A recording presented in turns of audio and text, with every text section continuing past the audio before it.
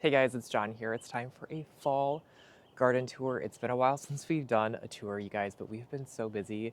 We've been planting tons and tons of beautiful flowers at all of our clients' houses, and I'm excited to show you guys. We will show you a lot of their gardens in just a little bit, but we wanted to show you our beautiful fall garden because it is so beautiful this time of year.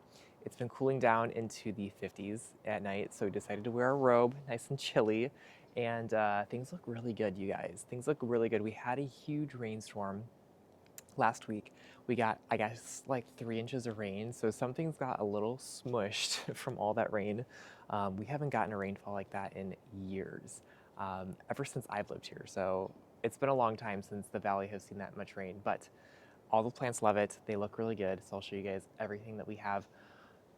Starting off with this dragon's breath celosia, you guys. You know I love, love, love this flower, and it is in full bloom right now. It is just making these really pretty fiery plumes, and it's absolutely gorgeous. Let me see. There's one, two. This is 3 plants, you guys. There's 3 plants in this giant pot here. I wouldn't say it's giant, but 3 plants in this pot. Then there's two plants in that pot. So they spread out really well when you plant them early enough. They fill in the pots really, really lovely. So this is going to continue to bloom and be really, really pretty in the garden. We have some sweet potato vines that we also planted in the summertime as well. Just a really pretty burgundy, like brown color. Absolutely gorgeous, and it's starting to bloom. I actually like the blooms for fall. That's kind of cute. And then we have these sad dragon's breaths over here. These were stunted in the cells. We never planted them until, like, I don't know, maybe 2 months ago. And so anyways, they're blooming now, and they still look okay, but they could have looked a lot better if we planted them earlier. We tucked in some marigolds and some peppers. We're struggling a little bit with a thrip issue. I think that's what the problem is. Some of these marigolds aren't doing too hot, but I love, love, love these African marigolds. They're really pretty. I love the gold and orange ones for fall especially. They're super, super pretty. We have tons of ornamental peppers. I'll show you guys those in just a second. Again, tons of cockscombs, tons of celosias. Our stair-step benches are filled with these Brainiac Raven Red cockscombs. And this year we really stuffed them in here. There's 3 of them in each pot. Last year we put 1 of them in each pot. And although they filled out the pot, I wanted them to fill like outside of the pot too. So I think putting 3 of them in here works out really, really well. And I love the way that these peppers pair with these cockscombs. This is the Acapulco purple, I think. It's a dwarf pepper.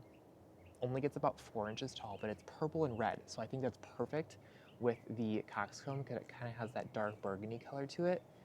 Absolutely stunning, you guys. And then we started a lot of these peppers from seed. This is the Acapulco dark orange, and they start off this like purpley color and then they turn orange, which is perfect. So kind of more of like an orangey vibe to it.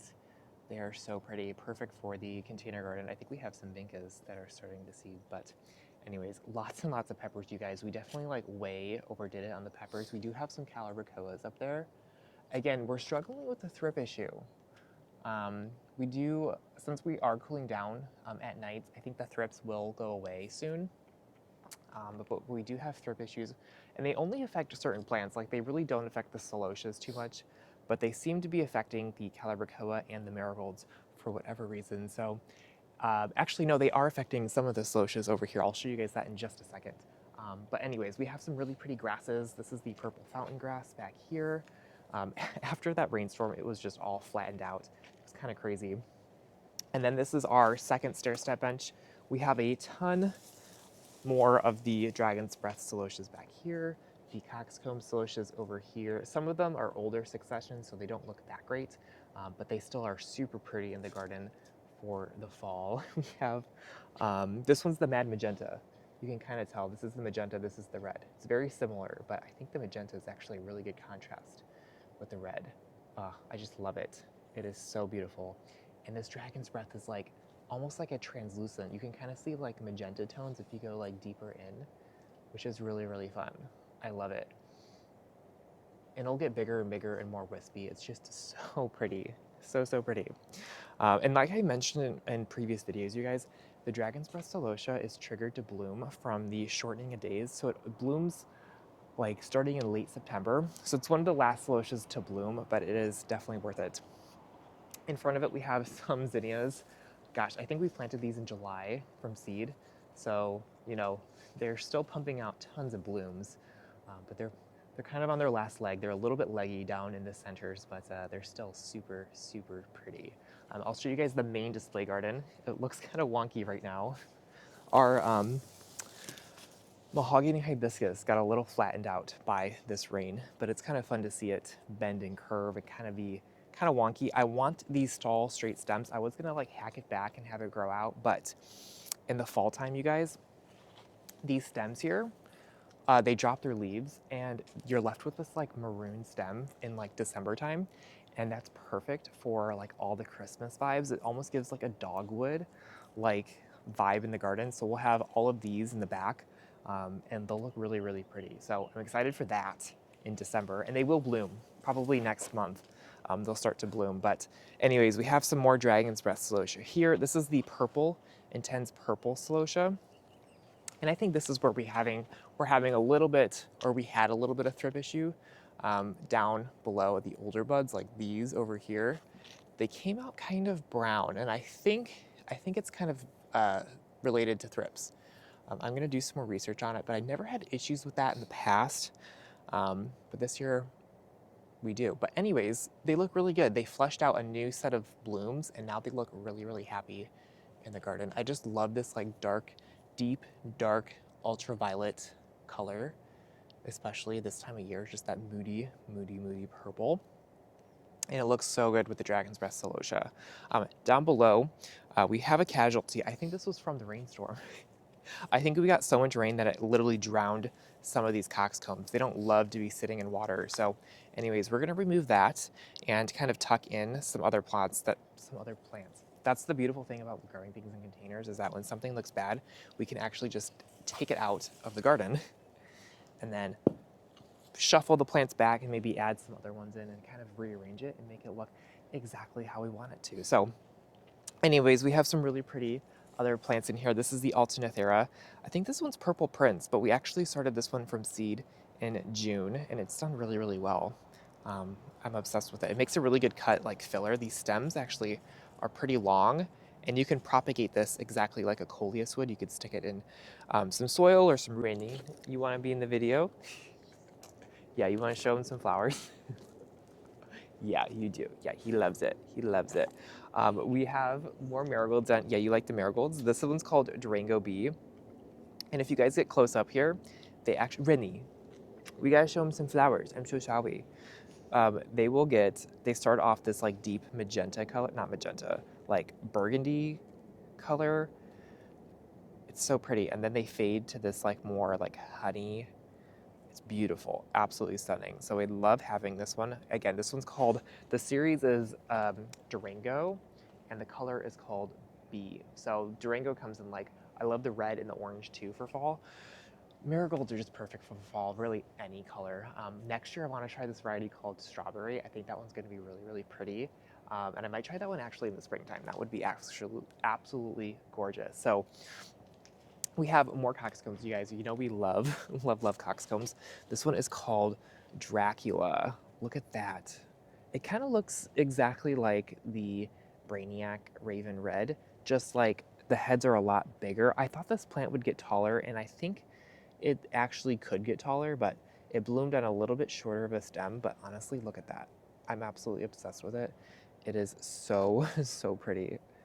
So pretty, and I can't stop touching it. Every time I'm in the garden, I always touch the cockscombs because they have such like a velvety, unique texture to them that they're really fun. And these make a great dried flower, you guys. If you've ever dried them before, they last forever. So you can hang them upside down, make bouquets out of them, and they're just absolutely pretty. Or tuck them into wreaths. That's a really pretty option too.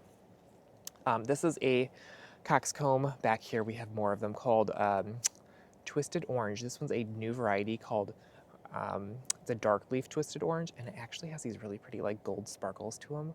Look at that. Isn't that fun? I love it. It kind of has this like salmony orange color to it. Absolutely stunning. And I'll show you guys some of these. We have some in the front that aren't like completely buried, so I'll show you guys more of them up there, but they're actually a branching coxcomb. Super pretty, super unique. A lot of coxcombs, most coxcombs are not branching, so having a branching one is super fun to have in the garden. We have more of the Durango bees over here and kind of more of the same. We have, they're paired with some celosias. This one's the intense purple one up here. And then, oh, we have some peppers too. This one's called Sedona Sunset. It's supposed to have these orangey, like gold peppers to them, just these really mini ones.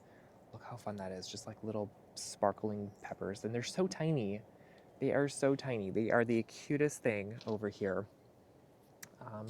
And so again, we have more of the same thing, Alternantheras. We kind of just did like a mix up here and then blocked the Dragon's Breath and the Intense up at the top because they get a little bit taller.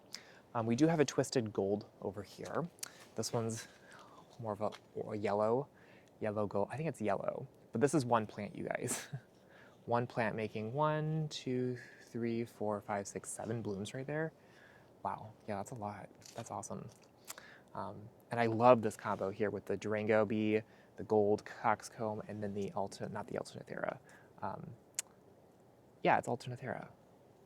There we go. That's it. I love this combo right here. Just so, so pretty. Hi, Renly. Yeah, you like that combo too? Yeah, it's so pretty. And then back here, you guys, we kind of had a little smushing of the rain, which is fine. We have not propped this up yet, but honestly, I think I might just leave it for right now. We got so much rain, so much rain. Everything else looks pretty good. The mahogany hibiscus looks good. I love this view right here. It's just so super pretty with the celosias and the hibiscus. We also have some millet. It's kind of towards the end of its life.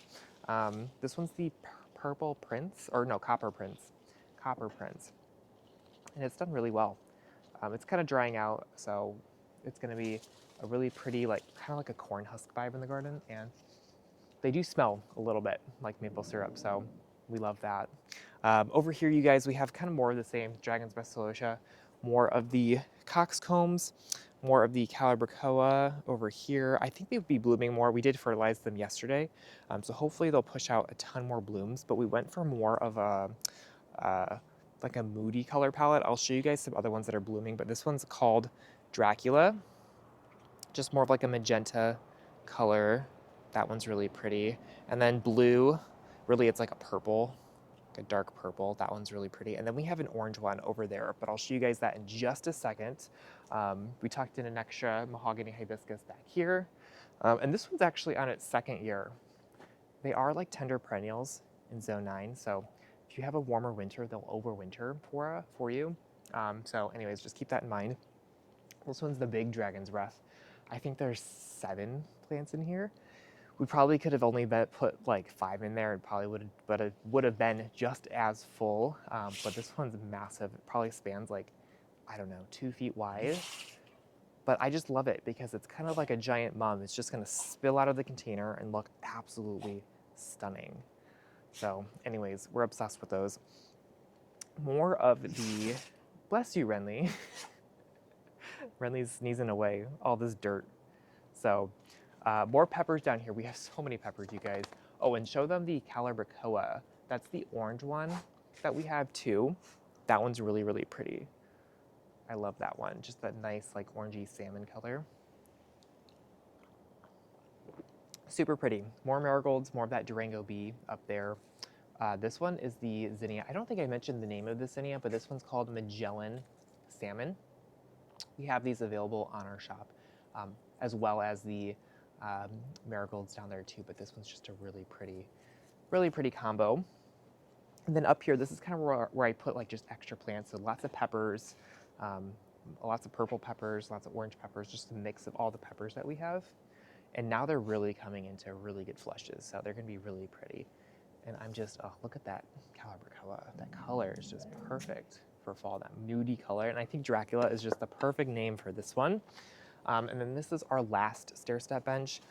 Again, tons of peppers. I'm absolutely obsessed with these peppers, you guys. This is the first time I'm growing this color, and it's just everything. I love it. There's 3 plants in here. We planted them for plugs in June, so they filled out very, very well. More celosias over here. I'll show you guys the shade garden because there's tons of stuff in the shade container garden as well. We are prepping for a number of jobs, so we just have plants everywhere. But this is a shade stair step bench. This is one of the newer ones over here. This is a coleus called Volcanica. It's really pretty. And then we have Portage Avenue. I'll show you guys some more of them that look a little bit better than this one. Some of these got a little bit hit by a lot of rain, so they're a little bit behind. But these are tons of cyclamen that we'll be planting in our garden and clients' gardens in just a little bit. I had to snag a bunch of them the other day, so tons of cyclamen back here. But I want to show you guys the coleus that we have in the back of our garden too. And just a quick note on cyclamen. These are really good flowers for the wintertime here in zone 9. We just deadhead them, basically take off the dead flowers, and they will continue to bloom all winter. Especially in a shady location, it's hard to find shade flowers for the winter because it's cool.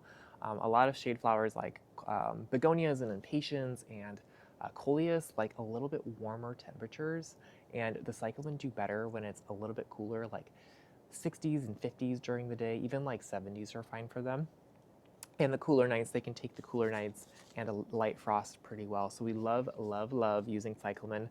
And we typically go for like a pastel palette. So we have lots of pinks, violets, purples, blushes over here that are gonna be absolutely perfect for the winter months. And the leaves are super pretty on them too. Just a really pretty like lacy, silvery green leaf, just absolutely gorgeous. The one thing about cyclamen to keep in mind is that they do need to dry out in between watering. So this is why I love putting them in terracotta pots, because that terracotta is going to let them dry out very quickly. If you put them in the ground, just be careful. Do not water them too much. I water my containers like every, I don't know, 3 to 4 days in the wintertime. So if you're putting them in the ground, you might not even have to water them much at all in the wintertime. Maybe check on them once a week to make sure that they're nice and hydrated. But if they're not getting a lot of sun, like they shouldn't, they don't require a lot of sun, they're not going to be drying out very quickly. So just make sure that they don't get overwatered there. So let's check in on some coleus that we have in the back here. They are so pretty. We planted these towards the end, middle end of September, and they just fill in really quickly. I don't know why coleus, they don't like the triple teen digits, so they like warmer temperatures, but not like extreme heat. So we usually plant them in the spring and then in the fall. But this one, again, this one's the Volcanica, super pretty. And you can take cuttings of these coleus and plant them again in your garden. And then this one is Portage Avenue with these really pretty serrated leaves on them. That burgundy leaf is just absolutely stunning. And I think there's 2 plants in here. This is 2 plants. Probably would have been okay with 1. But in the fall especially, I just like to stuff things together and really make an instant impact, basically. And we have a ton of sweet potato vines here. Hi, you guys. You got your stick. This one's the Medusa. I think it adds a really pretty contrast with the Portage, especially with the serrated leaves. They both have serrated leaves on them. I think it's kind of fun to have both of these together. You're just chewing a stick for us, putting on a show, Rosie? Yeah, she loves that. And we have a whole bunch of them over here. We have 1, 2, 3, 4, 5, 7 pots. Tons of this Portage Avenue. So pretty, you guys. Absolutely obsessed with it. It does get shorter than the Volcanica, I've noticed. And the tag basically says that too. So, which is totally fine. I love that. Having a little bit of a height variance in there. Super pretty. And then over here we have this Siloam, the split leaf Siloam. It has done really well for us. This is on its 3rd year. So it's chilling out back here in shade. Doesn't really get much sun out here. So it's really pretty. We have a pot that's in front of here too, with a sweet potato vine. We'll put some flowers in here in the springtime. We'll usually put violas, and maybe some alyssum, maybe some primroses would be cute in there too. So anyways, we'll plant that up later on this fall when we have some really pretty flowers. I'll show you guys some more things that we have next to the house and kind of just some small pots that we have. Okay, so this is the window right in front of our kitchen. And so we always like to fill it out with some really pretty flowers. So right now we have, again, some coleus. Coleus are really the stars of the show right now. Really, there's just foliage right here. But again, the Volcanica coleus and then the Portage Avenue coleus, just a really pretty combo. And then some sweet potato vines for that really pretty fall color. I just love using foliage for fall. I think foliage is a perfect way to express the seasonality here. In the springtime, we'll use a lot more like impatiens and begonias, and then these amaryllis will be blooming in the springtime. We have a ton of them here and over here, but we just let them grow out for the summer. We'll be cutting back their watering in just hi Renly, later on this fall. So you're going to want to cut the amaryllis watering back completely, stop watering it also all winter. And then we usually resume watering around Valentine's Day, and then they bloom for us in the springtime. Hi, yeah, I know. So they look really healthy. We usually force them to bloom for Christmas time, but naturally they'll bloom for us in like late April into May, even sometimes into June as well. So they're really pretty flowers to have at that time of year. Okay, you guys, we are in the front of our house, and we have tons of containers here. We used to have a huge row of shrubs here that we ripped out in the springtime. They were looking half dead, and so we decided to put containers in here that would be really, really pretty and impactful. And we just stuffed them full of really pretty fall color, like this sweet potato vine here, absolutely beautiful. Some more Alternifera. It's kind of more the same that we have back there. Lots and lots of cockscombs. This one is the twisted orange, and this is one plant, you guys. And I don't know how there's a gold one in there. That's kind of interesting. That's kind of fun. So lots of really pretty fun things. Millet, the copper prince millet, some intense purple celosia, some dragon's breath in there as well. Just some really fun combos. And there's actually a gomphrena over here that adds a really pretty color to here. So just lots of moody colors back here. More of the same sweet potato vines, more of the purple celosias over here. I just love the way that these are all mixed together. In the back, we really have one pot per plant, and then in front, we just have nice combos of really fun, inspiring things. And I love doing both. I love doing both here. It's really fun. Lots of millet in this one. Really pretty to give it some height as a thriller. In years past, we would use like the purple fountain grass, but I really like the millet. I think it adds a lot of structure to the garden here. We have this pot, which is just dragon's breath celosia, looking absolutely amazing here. We had some Draculas here, and they did good for a while. I don't think this spot gets a lot of sun. Now I think one of this pot is blocking a lot of the sunlight, so they aren't as big as they were in the back, but they are still really pretty up here. Lots and lots of sweet potato vines here. These are some nice dragon breaths ones over here. You guys, I just love this celosia. It's so pretty. And then more cockscombs over here. These all standed really well after the rain. They really didn't flop too much at all, which is nice. And this is one plant, again, you guys, one plant making all of these blooms. The twisted orange, super pretty. We did take a coleus in here as well. I didn't realize that. So there's a coleus in the back here. And these sweet potato vines have just been taking over everything. So that's kind of fun. And then in the back, you guys, we have some coleus. Lots of sweet potato vines. These were in here over the summertime. We kept the sweet potato vines and just plucked out the summer flowers and put in these coleus. This area is really weird because it only gets about 2 hours of direct sunlight a day in like the middle of the day. So a lot of shade flowers don't do super well here, but these are actually full sun coleus. I usually don't put coleus in full sun, even though they're labeled full sun, but they will take full sun once it cools down just a little bit. So we planted these in here. We actually had a shade cloth on them for about, I don't know, 3 or 4 weeks in like September, early October. And now they're flushing out some really nice growth here. We had a caterpillar problem that were eating the leaves here, but we plucked them all off. They're gone now, and now they're actually looking really good here. So they'll fill in and look absolutely wonderful. We did have some coleus. I'll show you guys the ones over here. And this is so funny. I thought this was from a bug, like a caterpillar eating all of these coleus, you guys, but it was actually from the rain.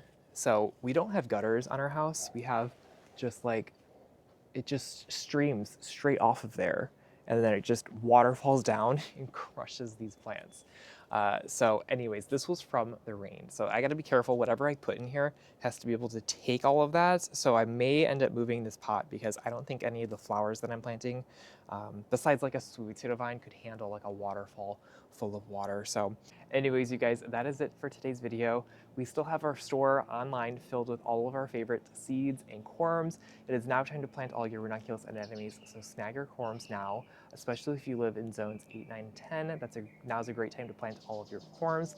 And we still have live plants available for shipping. We have delphiniums and foxgloves and snapdragons, tons of beautiful things. I will leave the link down below for you guys. So anyways, thanks for watching. I'll see you guys in the next video.